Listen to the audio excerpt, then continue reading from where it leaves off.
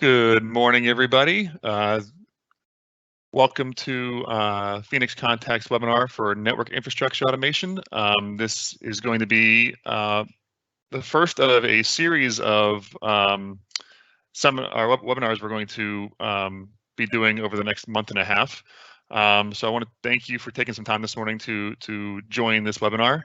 To start, this is a live event, so there is no conversation happening on this event. So if you have any questions that pop up during the conversation, please put them in the Q&A portion of the chat, and we will address those questions as they come up.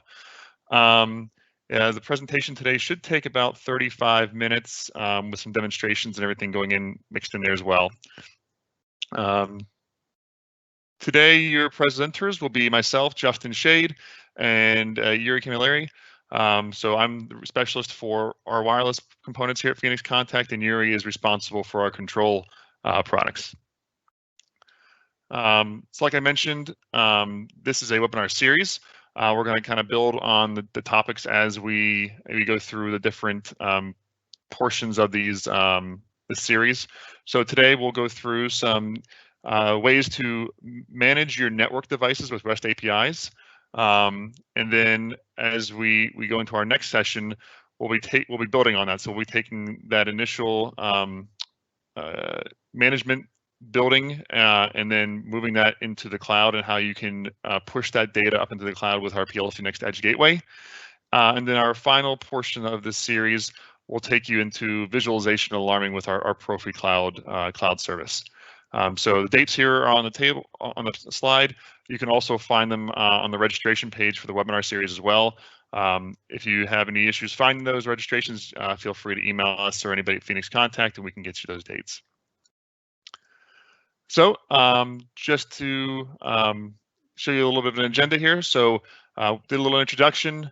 The focus of today's presentation is going to be using REST APIs and automation to configure and deploy WLAN devices. So today we're going to go through what it typically looks like to configure a wireless LAN device, and then how we can take that configuration and automate it. So a lot of times today, we have users who buy, Wi-Fi devices or wireless devices, and they have to, configure each individual one of them. So we want to show you some ways we can take that process and automate it, and that's how we'll move into the REST API topic. So Yuri will come in there and go over what a REST API is, the benefits of REST APIs, and then give a short demonstration on how you can use REST APIs to talk to and configure a WLAN device. So with that, I'm going to stop sharing this real quick and make sure I don't cancel out. See that. All right.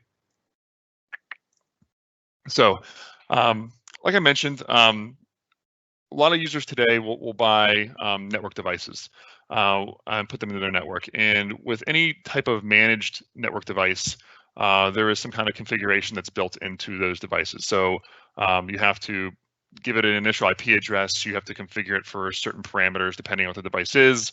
And once that gets configured, you have the ability to then access that device and pull diagnostics and then configure that device over your network. So with a lot of network devices today, you want them to be plug and play. You want them to drop into a network and be able to access them at an easily accessible IP address. So a lot of devices today will reach out via DHCP or BootP to a central network portion to be configured initially. So again, most devices will have a DHCP address or a BootP address, or as you see here, they can have a default IP address. They can drop back in case of a DHCP server or a BootP server is not available. And then via that IP address, you can access the web manager and configure the basic configurations. So with a Wi-Fi device, there aren't too many basic configurations you need to get the device set up. The first thing you need to do is give it an IP address. So if there is not a DHCP server or a BootP server available, you come into the radio, and you give it a default IP, or give it a static IP address. So I'm going to give mine that IP address, and what will happen now is obviously the radio will change IP addresses, and we won't be able to access it at this initial IP anymore. We'll access it now at its new IP address. So log back in. And now you can see that IP address is now static, set static, and that's the IP address this radio now has. The next thing you have to do is, depending on what the function of the radio is, in this case, it's going to be an access point, select what frequency and channel you want to use it on. Since I'm just here in an office, I'm just going to leave it at 2.4 and 6, up the transit power just so it's broadcasting strongly. I'm going to save that. And then I'm going to configure the mode of operation. So I'm going to make it an access point. I'm going to leave the name of the network Phoenix Contact, and I'm going to change my password to Phoenix123. So I apply and save this. And now this radio will now start broadcasting like an access point in your home. So your router you get from your ISP, your internet service provider, will start broadcasting that network name. So mine is broadcasting Phoenix Contact.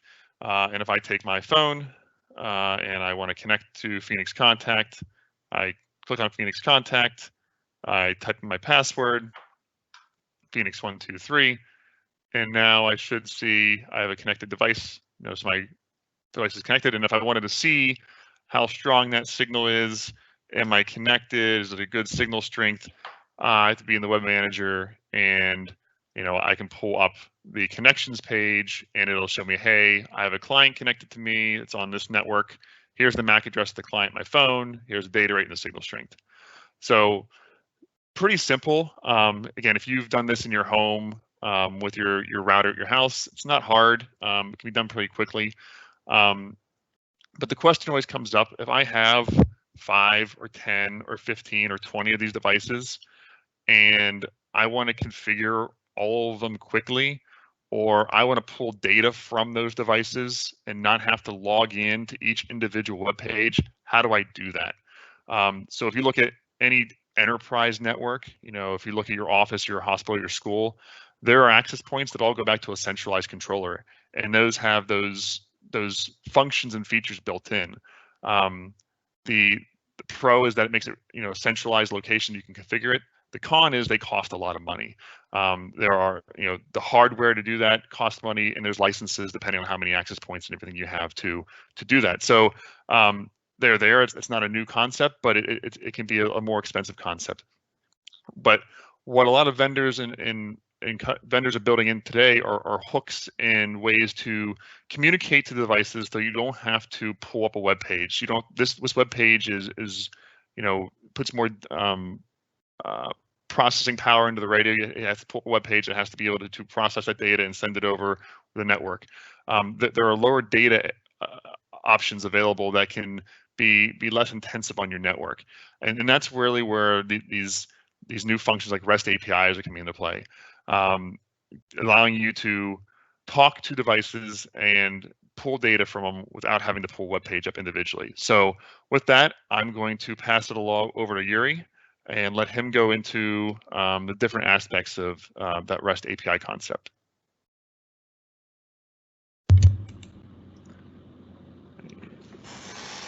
You want to share your side here?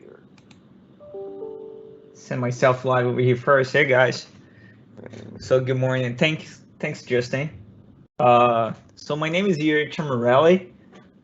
Just like Justin, I'm one of the product marketing specialists, and my product is controllers. And we talked about this REST API capability of the WLAN a few months ago, and we thought it would be really cool if we could show how much potential that functionality can bring to your application. But before I do that, I will have to explain a little bit of REST API, what it is, why do you care, and all that. So I have a few slides over here. So let me just send live, and Justin can go through those slides. So on the first slide over here, what I'm explaining to you is like the basic functionality of a REST API, right?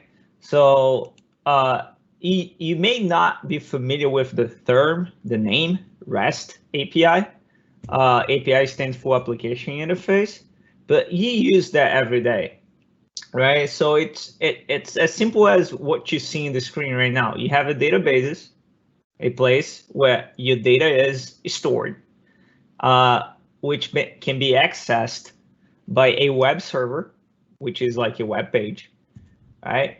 Then you have this thing called the REST API, which can reach out to that web page, ask for that data, right? And send to a web application on the other side. And that web application could be another website. It could be an app on your phone, could be a program in your PLC, right? So just could you go to the next slide, please? So just as you see how common REST APIs are, and you may be hearing about REST APIs right now for the first time in what comes to industrial automation, but they have been around for a long time. You use that every day. Every time you look for flights, and if you're using Google, what you're doing is basically you're asking Google for the flights, but Google doesn't have the data. Google will ask Delta, American Airlines, Southwest for the data of those flights regarding the dates that you selected. And it does that using a REST API. And then it will expose the data. And the reason why Google can do that is because Google Flights have access to those APIs, and it's a safe access, which was probably given to Google by those companies itself. However, there are many public APIs out there. For instance, you could reach out to a weather website and use their weather API to know what's the weather like today. All right. So what we're going to be doing here, Justin, if you can go to the next slide, please. It's very similar to what Google does to Delta or any other company, flight company, airline company. We as a user, we will be interfacing with the PLC, and the PLC next controller, as some of you may already know, has a web server in it, right? So I programmed that web server of mine to reach out to the web server of the WLAN, which has a REST API, and my PLC can now interface with that configuration page that Justin showed you guys from the background, okay, underneath the hood. And I can change things like IP address, network, and I could do much more than that. So let me just show you guys what I have here. Justin, I'm gonna take this screen now. So before you go, so people like me who are not programmers, don't understand coding. A REST API is something a vendor or a company will publish for their site that the public can then access via a request or a request over the internet, for example. So Delta will publish, hey, if you ask for this data at this location, I will provide you the information you're looking for in a readable way. Is that kind of what it's looking for? In a very understandable, and there is no secret behind it. It's very easy to understand. I'm going to show you guys now because it's no code. It's just an address. Okay, just like when you're browsing through the internet looking for something, that's how you get data from an API. So just like Justin have on his setup over there, I also have a WLAN running over here myself, and you should see on the screen right now. And this WLAN has a web API already implemented in it. So if you go to the IP address of the WLAN, you get the configuration page, right? However, if you go to that same IP address /API/v1, you get the API. And that is a documentation page which explains you how to use the API. And then you can see down here what kind of data you have access to. WLAN, network, time, net, system.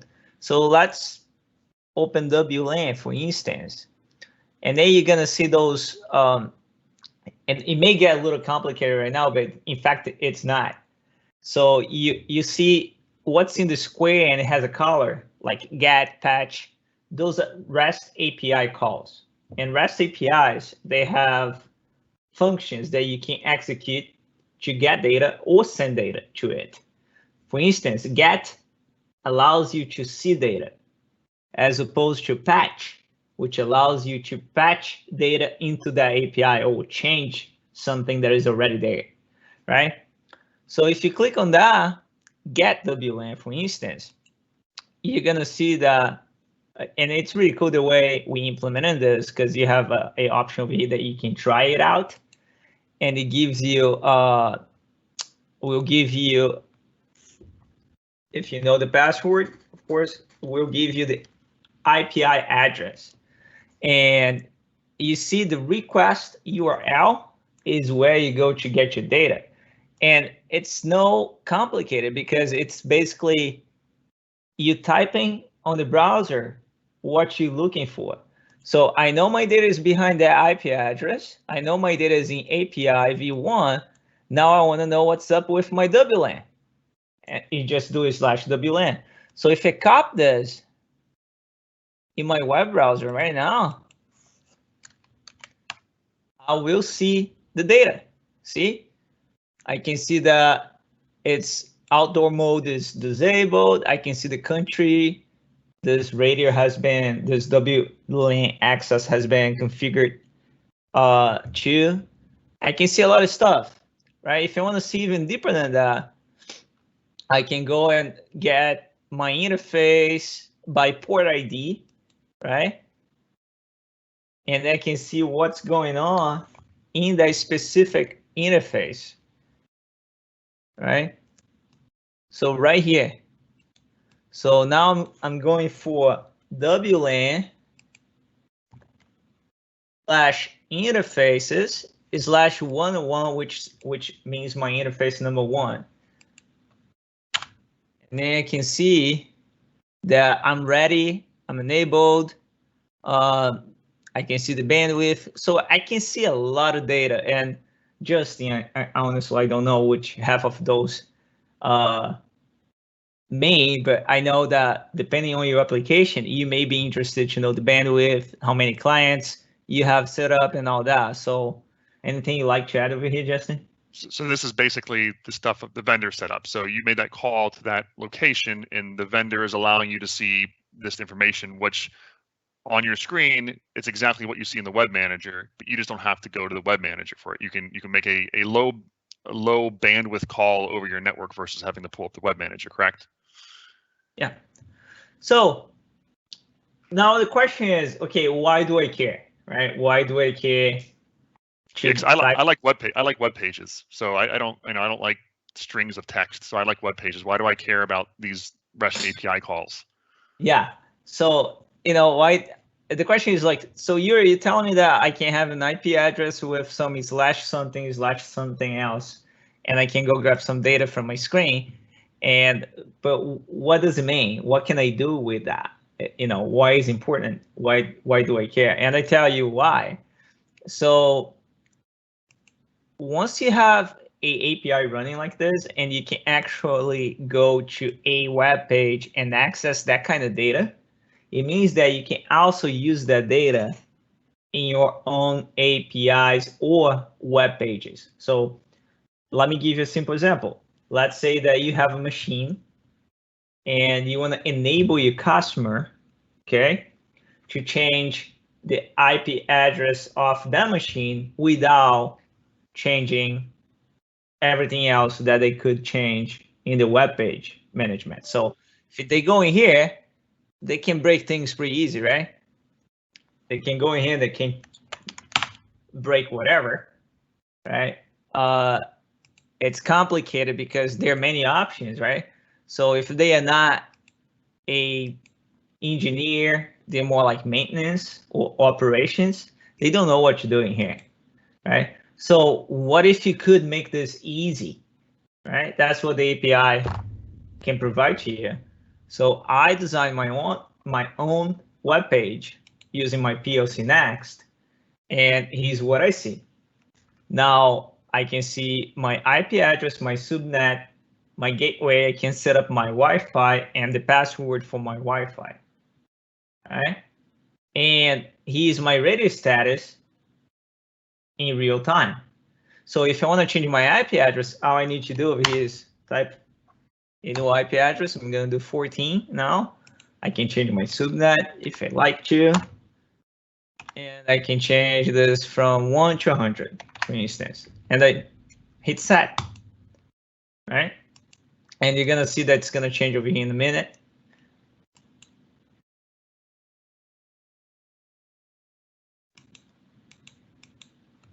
There you go. Changed, changed, and changed.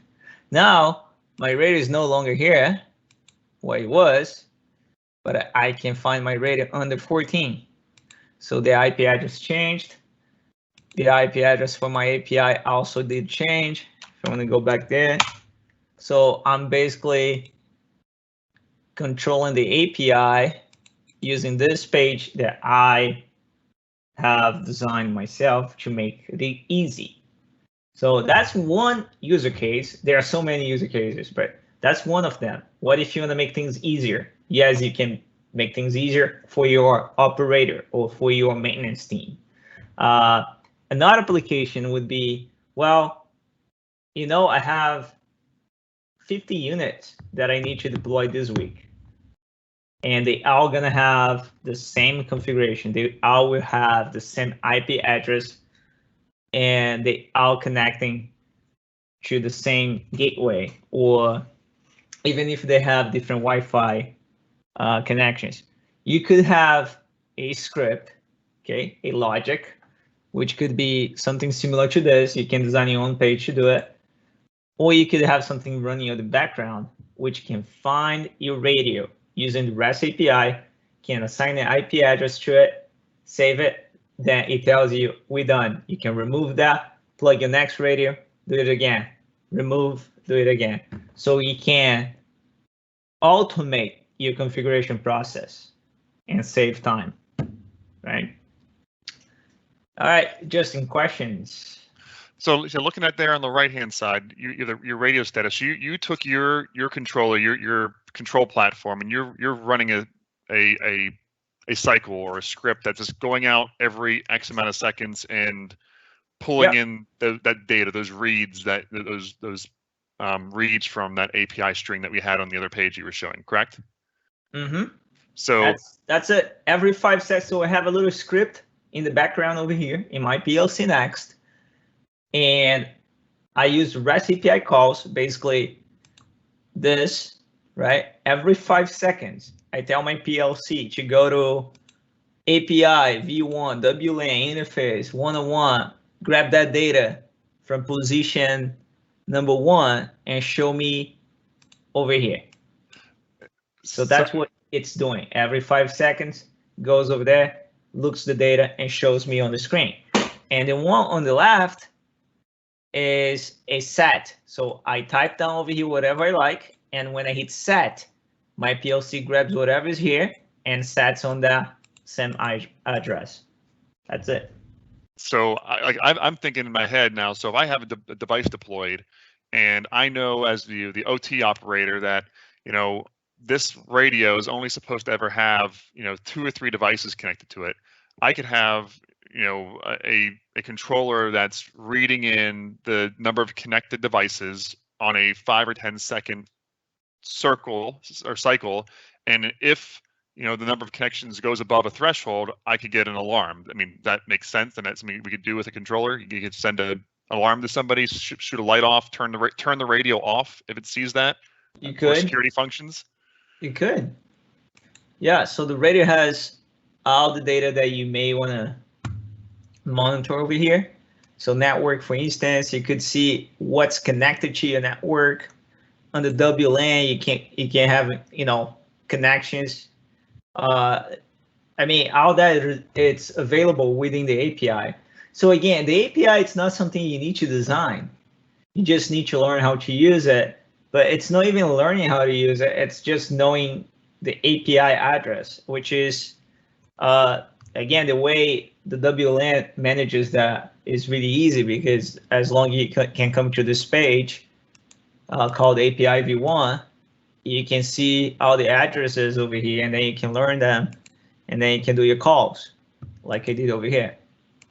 So, right, so can you mix API? So if I have a controller here and I want to talk to a radio and another vendor device via APIs or REST APIs, you can mix and match API locations, right? It doesn't have to be all one vendor's API call. Nope, REST APIs are universal. I could reach out to Google public Google weather API right now. And the way that call works will be the same. Okay. So if you basically reach out to one of these the way and you grab your weather, it's going to be the same. So it doesn't mean REST APIs, web APIs are web APIs, and the way they work are all the same. It's always going to be something, okay, which could be an IP address or a main address of a web page in the internet, /something/something/something. And on the end of that something, it's going to be your data sitting like this. Gotcha. Right. So for the people listening out there, so if someone wanted to take advantage of REST APIs, it's basically just making sure that whatever device, whether it's a controller or whatever they're talking to, supports, like a driver that supports REST APIs. Is that kind of what they're looking for? If they're looking into their PLC platform or their control platform, what are they looking for to know if they're looking for a web server? Your PLC needs to have a web server, right? Which supports HTTP and HTTPS. That's it. That's about it. Okay. Right? And then you're gonna need to program that web server to reach out and do those API calls. The way I do in PLC Next technology is by using Python, or I could also using JavaScript.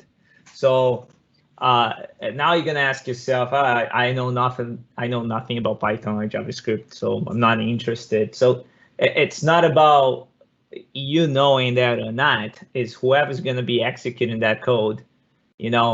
As long as they need to reach out to an API and grab some data, there are many ways they can do that. It can be very easy and it can be very complicated depending on how deep your application needs to go, right? You could even using things like Node-RED.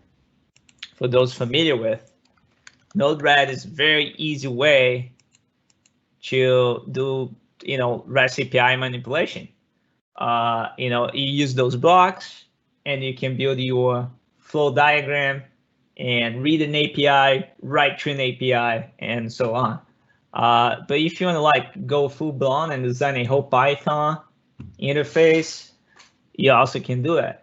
So it's the advantage of being open, right? We have this system is really open, and that's the PLC Next, okay, advertisement for you guys. However, the WLAN makes that job really, really easy because of this documentation page that I'm showing you guys on the screen.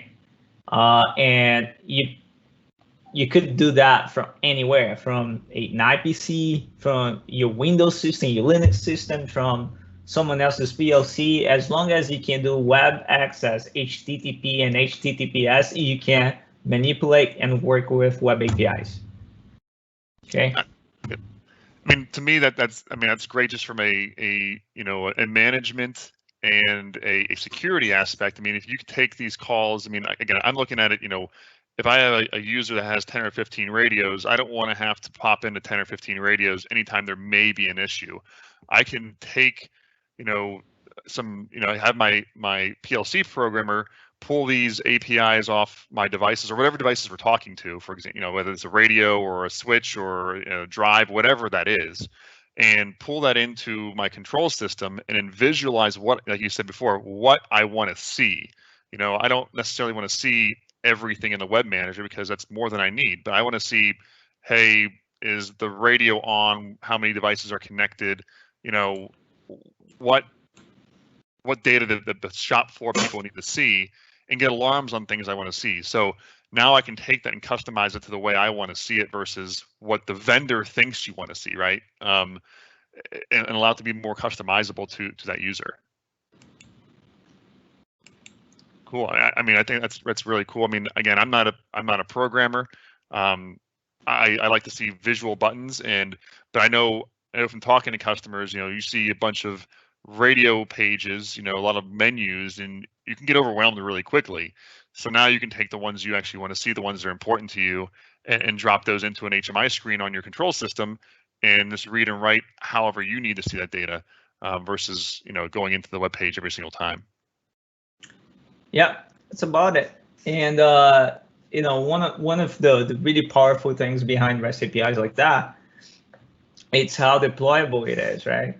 So you can basically design your system to be always looking for a device, and if you plug and play a device out of the box, it finds it and configures it and it runs, right? That's how the big enterprise companies do, right? If you think of a building or a shopping mall with hundreds and hundreds of access points, right? They don't. It's not like they take out of the box and they go on a little map and they find, okay, we are on floor 35, position B, the IP address is this one. No, they don't. They just plug and the API finds it, configures, and runs it, right? So, and even those fancy, expensive network managers that companies like Cisco and Dell will sell, they have REST APIs. So they charge you an incredible amount of money for a REST API. And it's something you probably already have in your network, right? You already have a control system, a PLC or whatever SCADA system there that probably supports doing this, and you're paying. Again, there's benefits to having those private controllers. I mean, there are big benefits, but if you're just looking for some devices and you don't need that full-blown management system, you probably already have it in your control system. You just got to add a call for it. You just got to have somebody set that up for you, and that way you can do what you need to do. Cool. So, Yuri, anything else on that topic? I think you did a great job explaining. I mean, I understand a little more now than I did before the presentation. So I think all the questions in the chat have kind of been answered throughout the presentation. So I don't think there's anything outstanding. Just so you know, in the audience, again, like I said before, this is a webinar series. So there will be another one coming up that'll kind of build on this topic. So we talked about how to get it into a controller. The next thing is going to be how do you take the data that's in your system and get it to the cloud where you can access it off-site. So taking data, whether it's a REST API or not, whatever data coming into your system, you want to get that out to a cloud service somewhere. So that's what's going to be on our next series here, which is going to be May 25th. That'll be 11 a.m. Eastern, just like today, and how to take this management concept, getting all this data into a PLC Next controller, and then getting that up to a cloud service. So I put in a chat here. If you haven't seen in the chat, there's the link to sign up for the webinars if you haven't already, phoenixcontact.com/US-webinars.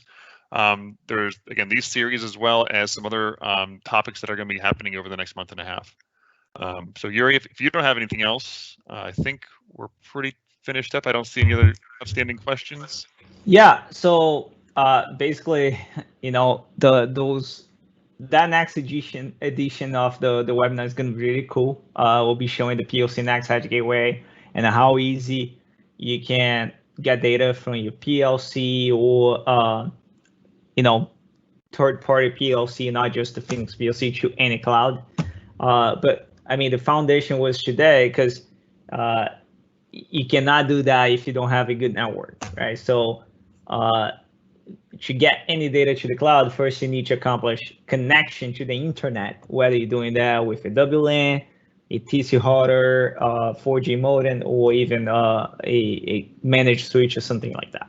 So if you guys have questions prior to that webinar, reach out to Justin and I. We can explain to you a little bit of what it is to connect your, industrial equipment to the internet in a safe way.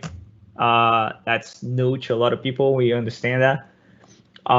And I mean, I don't have any other points today. I'm just excited to do that on the 25th. Awesome. Well, again, thank you everybody for taking some time this morning.